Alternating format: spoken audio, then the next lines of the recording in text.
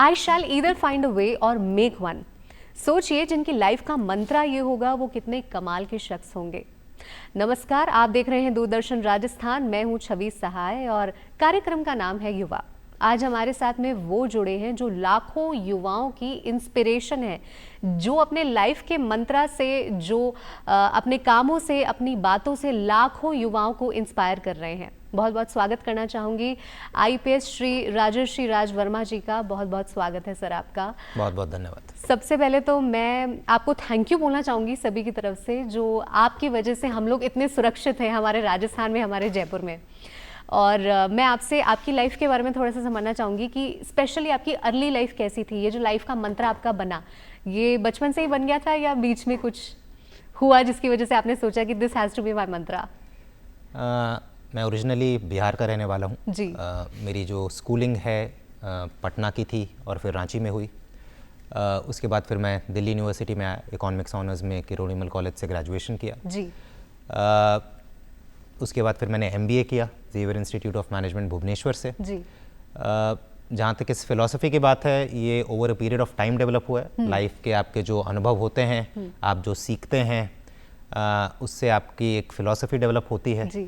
और specially as a civil servant हमें जो है सल्यूशन पे फोकस करना होता है कि प्रॉब्लम्स तो सबको पता है कि यहाँ ये समस्या है, यहाँ ये समस्या है, but at the end of the day उसके लिए हम कर क्या रहे हैं। जी जी। तो उस फिलॉसफी को ही ये एनकैप्सुलेट करता है, ये जो आपने बताया मंत्रा कि आई शैल ईदर फाइंड अ वे और मेक वन। जी। तो मेरा ये मानना है कि चलिए प्रॉब्लम्स तो है, बट अपने को सॉल्यूशंस पे फोकस करना, और सॉल्यूशन हर जगह मिलता है।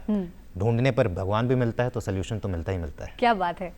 यूपीएससी की प्रिपरेशन जब आप कर रहे थे तो वो दौर कैसा था आपके लिए? क्या वो बहुत ज़्यादा टेंशन भरा था? क्योंकि काफ़ी सारे यूथ हैं जो इस वक्त यूपीएससी की प्रिपरेशन कर रहे हैं और उनके लिए वो टाइम बहुत चैलेंजिंग रहता है। बिल्कुल, यूपीएससी जो है इट इज़ मतलब one of the most difficult examinations consider किया जाता है, केवल भारत में ही नहीं पूरे विश्व में। जी जी। और उसकी वजह ये है कि जो कंपटीशन है, करीब 10 से 12 लाख लोग अप्लाई करते हैं और अल्टीमेटली जो है 800 से 1000 लोग जो हैं वो इसमें क्वालिफाई करते हैं। तो यूपीएससी की जो तैयारी का जो फेज़ है वो एक्चुअली 1 साल की तैयारी और 1 साल तो एग्ज़ाम देने में ही लगता है। जी। तो आपको अपने जीवन के 2 महत्वपूर्ण वर्ष देने होते हैं अगर आपका फर्स्ट अटेम्प्ट में निकलता है तो ये बिल्कुल चैलेंजिंग होता है। और ये इसमें सबसे मेजर चैलेंज है कि भाई 2 साल तक आपको अपना इंटरनल मोटिवेशन मेंटेन रखना, 2 साल तक उसी धैर्य और उसी कंसिस्टेंसी के साथ मेहनत करना, ये सबसे बड़ा चैलेंज है। तो बिल्कुल चैलेंजेस आते हैं और सबके लिए आते हैं, केवल मेरे लिए नहीं। जो भी यूपीएससी क्वालिफाई करता है उन सबको चुनौतियाँ आती है, पर्सनल लेवल पर आती हैं, प्रोफेशनल लेवल पर आती हैं। But at the end of the day जो मेरा मंत्रा था कि आई शैल ईदर फाइंड अ वे और मेक वन, मैं उसको फॉलो करता था। जब भी डीमोटिवेटेड होता था, जब भी लो फील करता था, तो किस वजह से इस फील्ड में आना चाहता हूँ, जो आपका इंटरनल मोटिवेशन होता है वो आपको गाइड करता है। उसी के सहारे यहाँ तक पहुँचा हूँ। जी।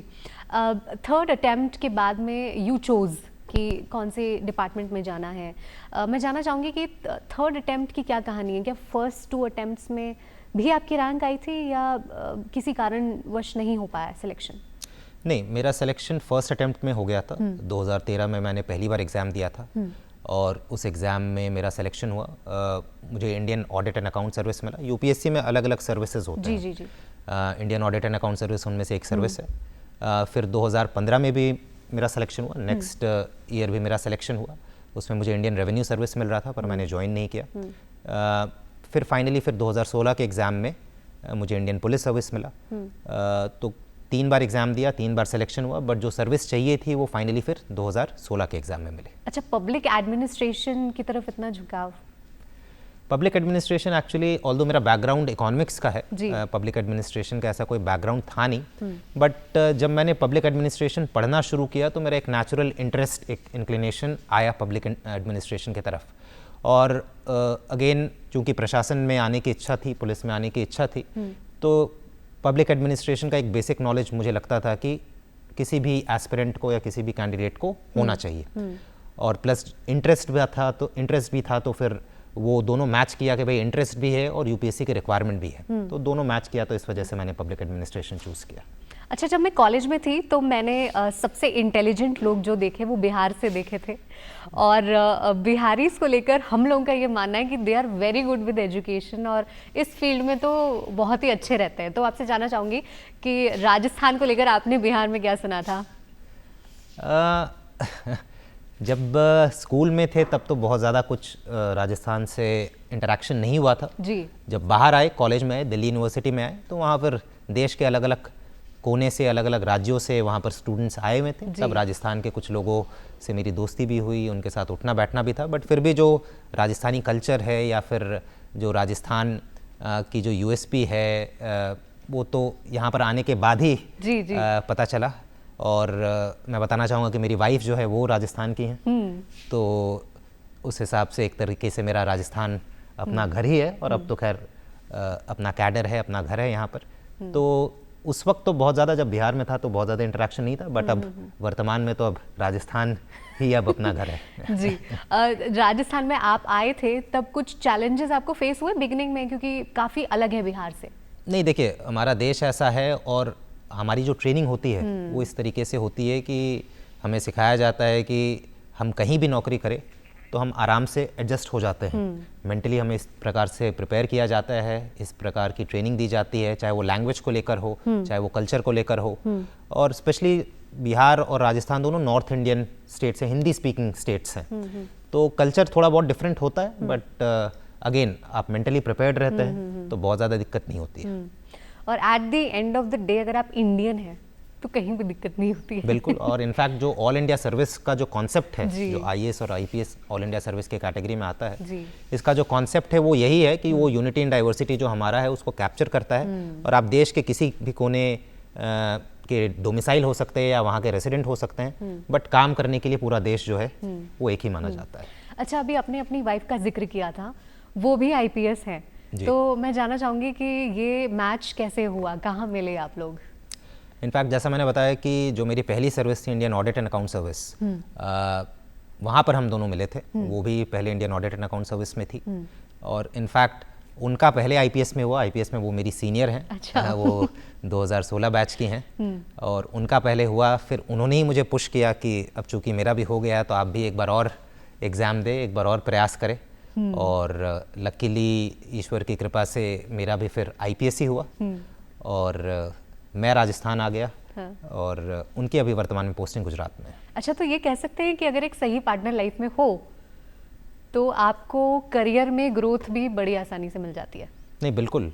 और स्पेशली जिस तरीके का हमारा जॉब है, जो जॉब रिक्वायरमेंट है, बहुत डिफ़िकल्ट कंडीशंस में स्पेशली आईपीएस जो है हम काम करते हैं। अगर आपका जो स्पाउस है, आपका जो पार्टनर है, अगर उनमें वो अंडरस्टैंडिंग ना हो तो वो एडजस्ट करना बहुत बार मुश्किल हो जाता है। तो दैट वे मैं काफ़ी लकी रहा कि एक तो मेरी वाइफ भी आईपीएस है, तो वो समझती हैं कि भाई जॉब का क्या रिक्वायरमेंट है और क्या क्या सैक्रिफाइसेस करने होते हैं। और इनफैक्ट उनके फादर भी आईपीएस थे, तो उन्होंने वो लाइफ बचपन से ही देखी थी और समझा था। तो उस हिसाब से एक काफ़ी अच्छा रहा फैमिली के हिसाब से कि एक जो अंडरस्टैंडिंग है वो मे बी और कोई अगर रहता तो नहीं हो पाता वो। जी।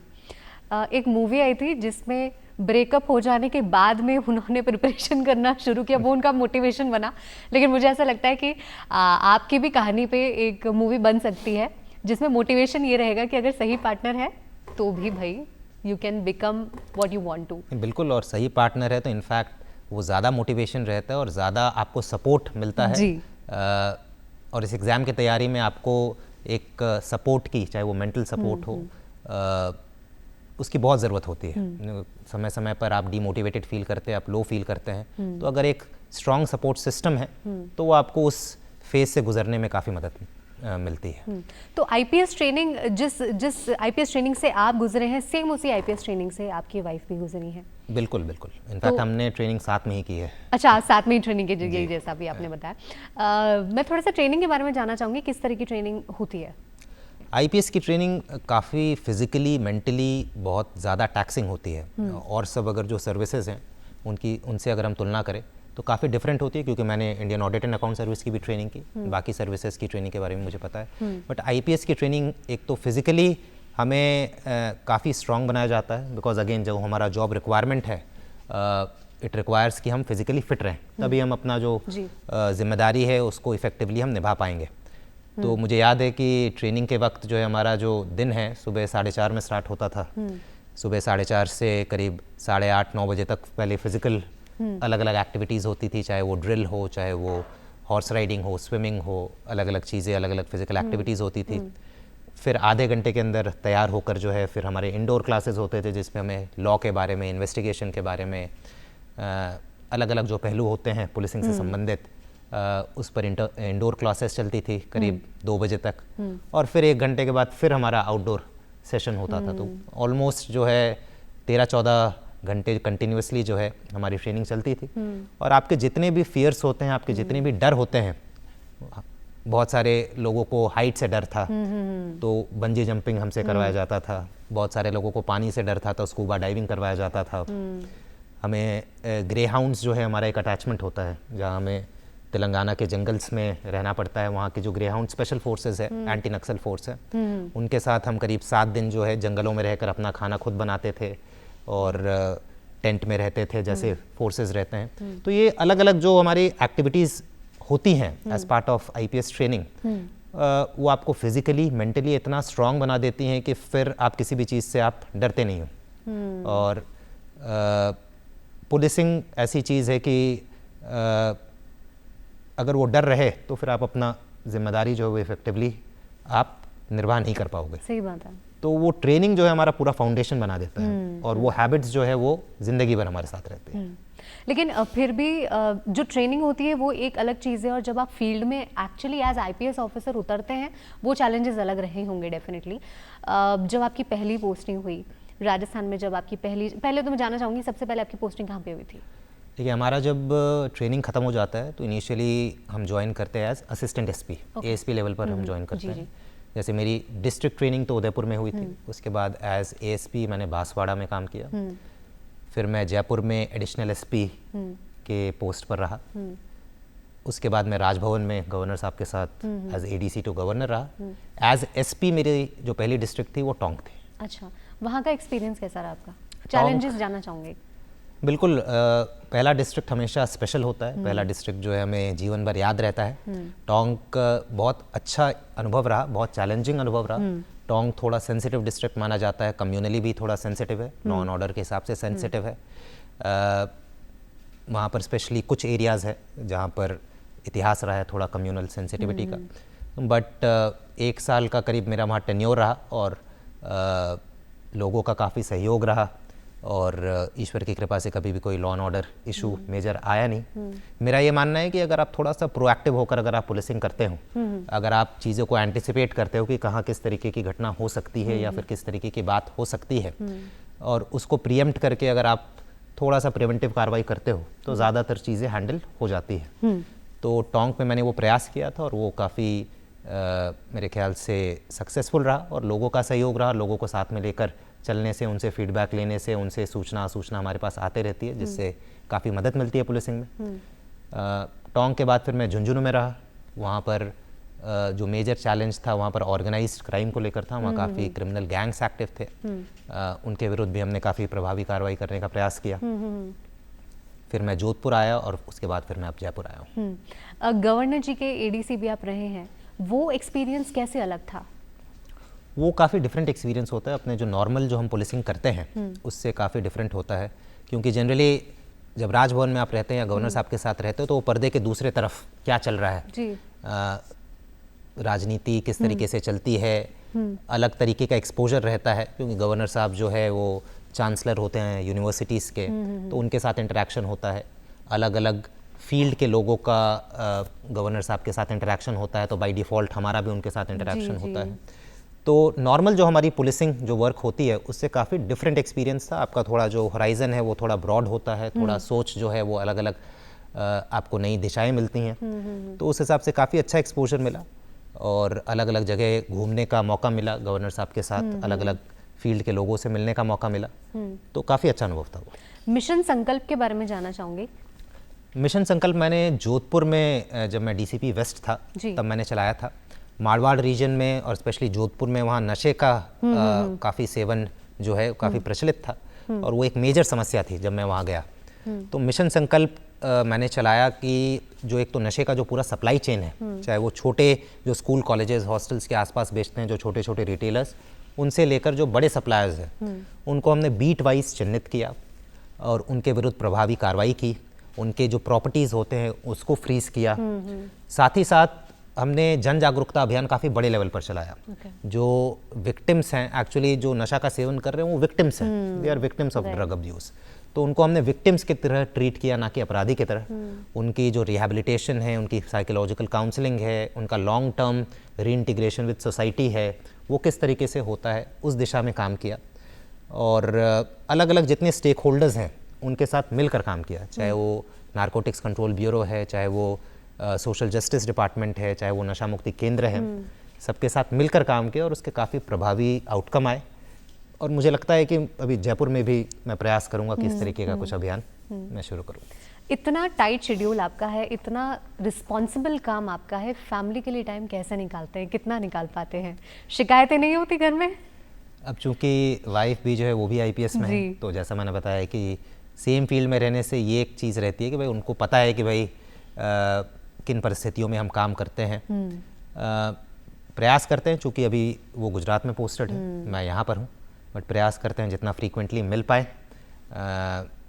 डिफ़िकल्ट है, थोड़ा बैलेंस करने में मुश्किल तो आती है, बट अभी जब तक काम करना है तो करना है। बिल्कुल। एक्चुअली कई अलग अलग फील्ड्स में भी ऐसा होता है, आईटी जॉब्स में भी ऐसा होता है कि हस्बैंड कहीं काम कर रहे हैं, वाइफ कहीं काम कर रही हैं, लेकिन डिफरेंसेस आ जाते हैं और आप बहुत अच्छे से उसको हैंडल कर रहे हैं। तो कुछ टिप्स हमारे सभी यंगस्टर्स को, यंग कपल्स को देना चाहेंगे? आपकी एक प्यारी सी बेटी भी है, तो कैसे दोनों अलग अलग रहकर कैसे मैनेज कर पा रहे हैं पेरेंटिंग?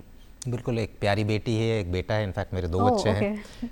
और देखिए, सबसे इम्पोर्टेंट लॉन्ग डिस्टेंस अगर कोई रिलेशनशिप है तो उसमें सबसे इम्पोर्टेंट होता है अंडरस्टैंडिंग और एक लेवल ऑफ एडजस्टमेंट होना चाहिए। आपको थोड़ा पेशेंस रखना होता है, एक एडजस्टमेंट होना चाहिए, अंडरस्टैंडिंग होनी चाहिए कि दूसरा जो व्यक्ति है वो किन परिस्थितियों में काम कर रहा है।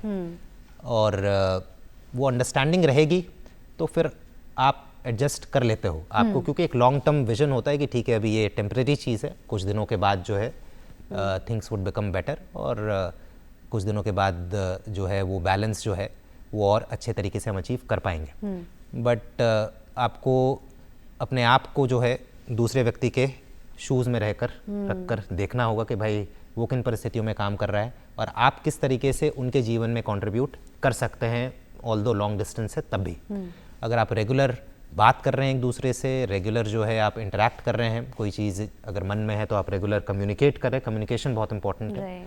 और रेगुलर कम्युनिकेशन से जो है ज़्यादातर चीज़ें सॉर्ट आउट हो जाती हैं।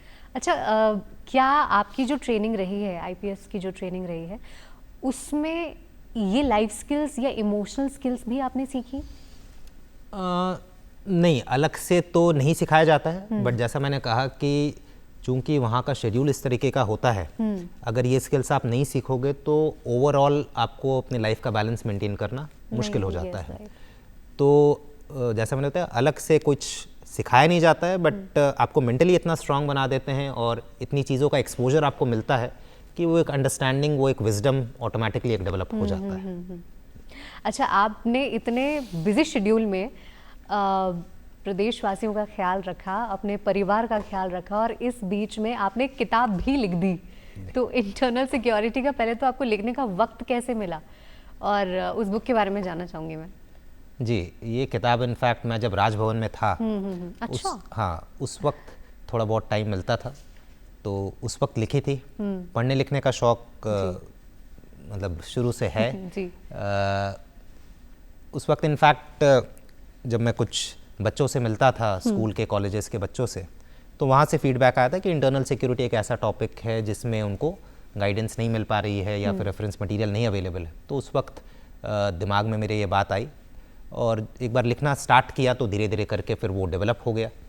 और जैसा मैंने बताया कि ड्राफ्ट जो है वो तो मैंने करीब 4 वर्ष पूर्व जब मैं राजभवन में था तभी लिख लिया था। वो छपा लास्ट ईयर है और अभी तक अच्छा रिस्पांस आ रहा है। उसका एक हिंदी वर्जन भी जो है इस साल मेरे ख्याल से पियर्सन इंडिया जो पब्लिशर है वो हिंदी वर्जन भी उसका लाएगा। और आपके माध्यम से मैं अगर किसी को भी अगर कोई फीडबैक अगर देना है तो कृपया करके आप मुझे दे सकते हैं, उसको फिर अगले एडिशंस में मैं इंक्लूड करने का प्रयास करूँगा। और आपके एक्सपीरियंस को हम अपने घर पर बैठ के पढ़ पा रहे हैं, ये मैं तो बहुत बड़ी बात मानती हूँ। और मैं चाहूँगी कि आप ऐसी किताबें और बनाते रहें, क्योंकि मैं भी बहुत पढ़ती हूँ और मुझे ऐसी किताबें पढ़ना बहुत पसंद है। सर, आप डीसीपी हैं, क्राइम रेट जो है वो कितना भी चाहें तो बहुत ज़्यादा हम कम कैसे कर पाएंगे, क्योंकि कहीं ना कहीं यूथ गलत रास्ते पर भी जाता है, बहुत सारी चीज़ें हमें मैनेज करनी पड़ती है। अभी इस वक्त आप क्राइम कैसे मैनेज करते हैं, और मोस्ट इम्पॉर्टेंटली हमारा यूथ क्यों गलत रास्ते पर है? देखिए, मेरा जो एरिया है, मैं डीसीपी साउथ हूँ और मेरा जो एरिया है वो लॉ एंड ऑर्डर के हिसाब से, वीआईपी मूवमेंट के हिसाब से काफ़ी सेंसिटिव है। यहाँ पर विधानसभा है, हाई कोर्ट है, सेक्रेटेरिएट है, सीएमओ, सीएमआर। तो सबसे इम्पॉर्टेंट प्रायोरिटी तो मेरी रहती है कि भाई लॉ एंड ऑर्डर के हिसाब से कभी कोई इशू ना आए, वीआईपी मूवमेंट में कभी कोई समस्या ना आए। उसके लिए जो अपना जो इंटेलिजेंस नेटवर्क है, आसूचना तंत्र है, वो हम एक्टिवेटेड रखते हैं, बिल्कुल मजबूत रखते हैं, सक्रिय रखते हैं। जहाँ तक क्राइम की अगर बात करें तो क्राइम आजकल अगर हम देखें तो हर तरीके के क्राइम्स हैं। महिला संबंधित अत्याचार है, बॉडी ऑफेंसेस हैं, पर अभी वर्तमान में अगर बात करें तो साइबर क्राइम्स जैसे काफ़ी बढ़ गए हैं। और मेरा जो जैसे मानसरोवर वाला एरिया है, वहाँ पर काफ़ी साइबर क्राइम्स हैं, लैंड रिलेटेड प्रॉपर्टी ऑफेंसेस भी काफ़ी हैं। तो क्राइम कंट्रोल के लिए जैसे मैंने बताया कि बीट लेवल पर जो हमारी प्रणाली है, बीट प्रणाली जो एक पुलिस व्यवस्था का एक बहुत ही मजबूत और बहुत ही इम्पॉर्टेंट एक पार्ट है, उस पर मैं काफ़ी फोकस करता हूँ। क्योंकि बीट लेवल पर जितना हमारा सिस्टम स्ट्रांग रहेगा उतना ज़्यादा हम चीज़ें प्रिवेंट कर पाएंगे। जैसा आपने बोला कि 100% जो हम रोक तो सकते नहीं हैं, बट पहला प्रयास रखें कि उसको मिनिमाइज़ करें। बिल्कुल। अपना इंटेलिजेंस नेटवर्क स्ट्रांग रहेगा तो अगर कोई कुछ गलत करने की सोच रहा है तो उनको हम पहले रोक सकते हैं। दूसरा कि अगर कोई घटना घट गई है तो फिर जल्द से जल्द उसका खुलासा हो, आरोपियों की गिरफ्तारी हो। तो उसके लिए रेगुलर मॉनिटरिंग रखते हैं, उसके लिए स्पेशल टीम्स बनाई हुई हैं ताकि कोई भी अगर सीरियस ऑफेंस हो रहा है तो फिर जल्द से जल्द आरोपियों की गिरफ्तारी हो। जहाँ तक युवाओं का बात है कि क्यों लोग इस फील्ड में जा रहे हैं, ये इसके बहुत सारे डिमेंशंस है। ये एक सोसाइटल लेवल पर हमें थोड़ा विश्लेषण करने की आवश्यकता है कि युवा जो है वो क्यों मिसगाइड होते हैं। और ये कोई एक दिन में नहीं होता है, ये सालों साल कुछ चलता है, तब जाकर एक व्यक्ति जो है किसी दिशा में जाता है। वहाँ पर उसकी फैमिली का रोल है, एजुकेशनल इंस्टीट्यूशंस, उसके स्कूल कॉलेज का रोल है, उसका पीयर ग्रुप कैसा है, फ्रेंड सर्कल कैसा है, कहाँ उठना बैठना है, क्या चीज़ें वो इंटरनेट पे देख रहा है, उनके रोल मॉडल्स किस तरीके के हैं। अब आजकल जैसे सोशल मीडिया, जो एक चीज़ मैंने देखी है कि इंटरनेट और सोशल मीडिया जो है आजकल सबके पास स्मार्टफोन है, सबके पास इंस्टाग्राम और फेसबुक का अकाउंट है, सब रील्स देखते हैं। इन्फॉर्मेशन इजीली एक्सेसिबल है, ईजिली एक्सेसिबल है और सबको रील्स बनाने का भी शौक है। तो वो रील्स बनाने के चक्कर में भी बहुत लोग अपराध करते हैं। अब अल्टीमेटली है कि भाई आपके रोल मॉडल्स कौन है। गलत लोगों को अगर आप रोल मॉडल्स रखिएगा तो उस दिशा में जाइएगा, और अच्छे लोगों को जो अचीवर्स हैं अलग अलग फील्ड्स में उनको रोल मॉडल्स रखिएगा तो आप उस दिशा में जाएंगे।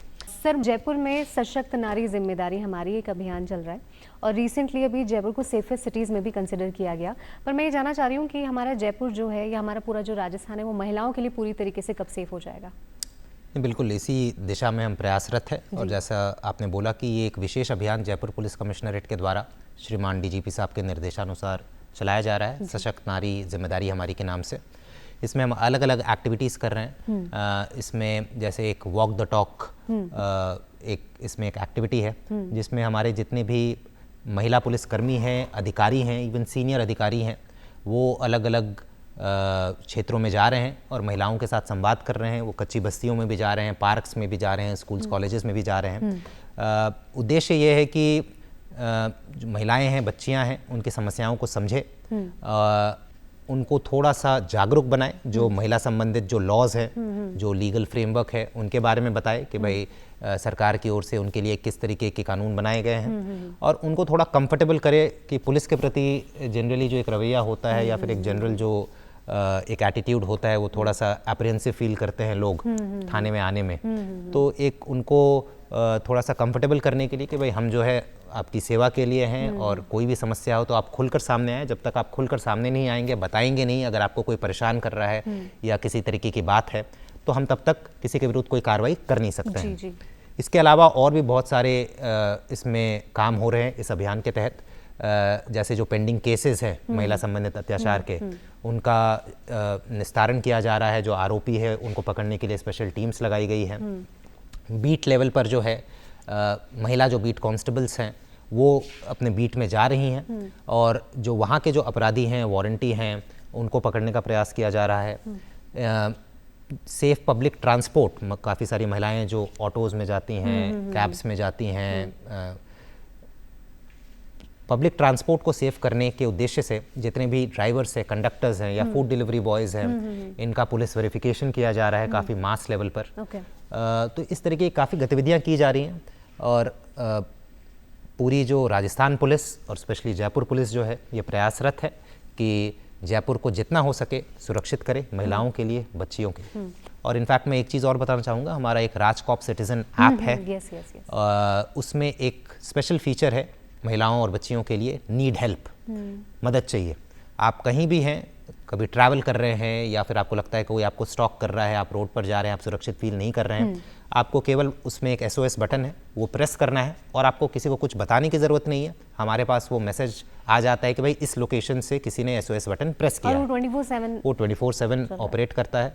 आपको बस वो बटन प्रेस करना है और हमारी जो टीम है वो मतलब कुछ मिनटों के अंदर, जनरली जो अभी हमने फीडबैक लिया है, जो हमने ऑब्जर्व किया है कि कुछ मिनटों के अंदर हमारी टीम जो नियरेस्ट वहाँ का जो भी पुलिस व्हीकल होगी वो वहाँ पहुँच जाती है। तो कृपया करके ज़्यादा से ज़्यादा महिलाएं और बच्चियां जो है वो ये ऐप डाउनलोड करें और इस फीचर का उपयोग करें। इसके अलावा जो हमारा सेंट्रल एक हेल्पलाइन नंबर है 1090, उस पर वो संपर्क कर सकती हैं। एक 112 करके इमरजेंसी हेल्पलाइन नंबर है, उस पर भी वो संपर्क कर सकती हैं और हमारे कंट्रोल रूम में भी वो कॉल कर सकती हैं। देखिए, सरकार ने या सिस्टम ने हमारी मदद के लिए बहुत सारी चीज़ें रखी हैं, उनके बारे में अवेयरनेस मेरे हिसाब से होना बहुत ज़्यादा ज़रूरी है। तो जितनी भी महिलाएं अवेयर हैं वो अपने आसपास की महिलाओं को ज़रूर अवेयर करें। बाकी सर, जाते जाते कुछ क्विक क्वेश्चंस मैं आपसे जानना चाहूँगी, एक रैपिड फायर छोटा सा राउंड में आपके साथ में खेलना चाहूँगी। आप अपने आप को एज लीडर कैसे देखते हैं? लीनियंट हैं या स्ट्रिक्ट हैं? सिचुएशन पे डिपेंड करता है बट जनरली स्ट्रिक्ट है। ओके। दाल बाटी या लिट्टी चोखा? डिफिकल्ट, अब तो दाल बाटी अब तो दाल बाटी है। अच्छा, सबसे ज्यादा चैलेंजिंग क्या है, खुद एक IPS ऑफिसर होना या एक IPS ऑफिसर का हस्बैंड होना? नहीं, खुद एक IPS ऑफिसर होना। जैसा मैंने बताया कि IPS ऑफिसर का हस्बैंड होना तो इट्स बेटर, क्योंकि वो समझती हैं कि भाई IPS में क्या चैलेंजेस है या फिर किन परिस्थितियों में हम काम करते हैं। अगर आप IPS नहीं होते तो आप क्या होते? एकेडमिक्स में रहता। एकेडमिक्स में पढ़ाना, बुक लिखना। अच्छा। Best selling author. Okay. Free समय में आप क्या करना पसंद करते हैं? स्पोर्ट्स। किस तरह के स्पोर्ट्स? Badminton, tennis, cricket. अगर आप पे कोई बायोपिक बने, जैसा कि मैं कुछ टाइम पहले जिक्र कर रही थी कि आपकी पे भी एक मूवी, एक अच्छी सी रोमांटिक मूवी आप पे बन सकती है, तो कौन से एक्टर को आप चाहेंगे कि आपको इनैक्ट करें? फरहान अख्तर। Oh wow. मैंने ये इमेजिन नहीं किया था। आखिरी फिल्म आपने हॉल में कौन सी देखी थी? सैयारा। कैसी लगी? ये मैं ऑफ कैमरा आपसे जानना चाहूंगी। लास्ट गाना आप कौन सा गा रहे थे? पुकारता चला हूं मैं। ब्यूटीफुल। सर, आपसे फोर्स के बारे में जानने को तो मिला ही है, लेकिन पर्सनल लाइफ के बारे में भी मैंने बहुत कुछ समझा है और मुझे ये समझ में आया है कि फोर्स हमें सुरक्षित रखने के लिए कितनी ज़्यादा मेहनत करते हैं, वो आज आपसे बात करके मुझे रियलाइज़ हुआ। और अपनी लाइफ को कैसे बैलेंस करना है ये भी मुझे समझ में आया है। साथ ही साथ मैं ये चाहूँगी कि एक किताब आपने लिखी है और कुछ अपनी लाइफ के एक्सपीरियंसेस आप लिखते रहें किताबों में, ताकि हम जैसे यंगस्टर्स को बहुत कुछ आपसे सीखने को मिलता रहे। थैंक यू सो मच हमारे साथ बने रहने के लिए सर। और बाकी आप लोग बने रहिए दूरदर्शन राजस्थान पे। अगली बार हमारी फिर मुलाकात होगी युवा कार्यक्रम में एक खास शख्सियत के साथ।